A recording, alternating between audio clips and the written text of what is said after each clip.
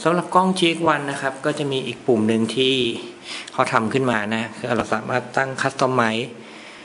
ปุ่มหรือว่าคำสั่งที่เราใช้งานบ่อยๆได้เองได้นะฮะคือตรงปุ่มนี้นะฮะ Quick Menu นะครับ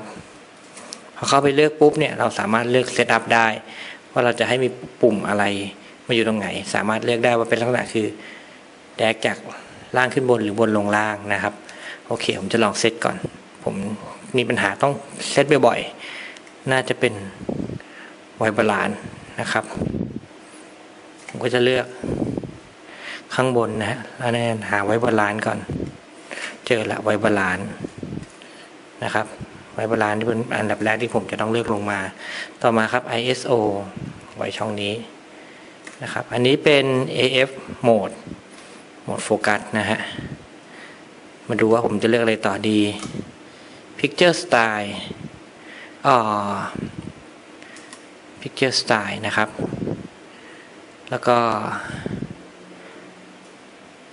Quality นะครับของภาพนะครับภาพไซส์4:3หรือ16:9นะฮะover under flat มาใส่ก่อนเลยนะฮะ IR คือ resolution นะครับโหมดวัดแสงนะครับลองดู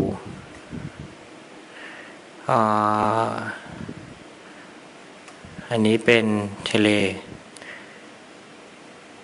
ฮิสโตแกรมไม่ได้ใช้เท่าไหร่ไกด์ไลน์โอเคอันนี้เป็น Record Area โหมดวิดีโอนะฮะถ่ายภาพ Drive นะฮะโอเคโหมดแฟลชอันนี้คือการเซต Dynamic โอเคเหลือไกด์ไลน์ครบละนะครับถ้ากดอันไหนที่ไม่ต้องการกดตรงกลางก็จะเป็น delete กด exit ครับทีนี้คือถ้าผมอยากจะเลือกเมนูไหนขึ้นมาใช้งานกระทันหันผมก็จะเลือกได้เลยกดตรง Quick Menu นะครับอยากจะเปลี่ยนไวบาลานซ์ก็กดขึ้นแล้วก็เลือกไวบาลานซ์ที่เราให้ความสำคัญได้เลยนะครับ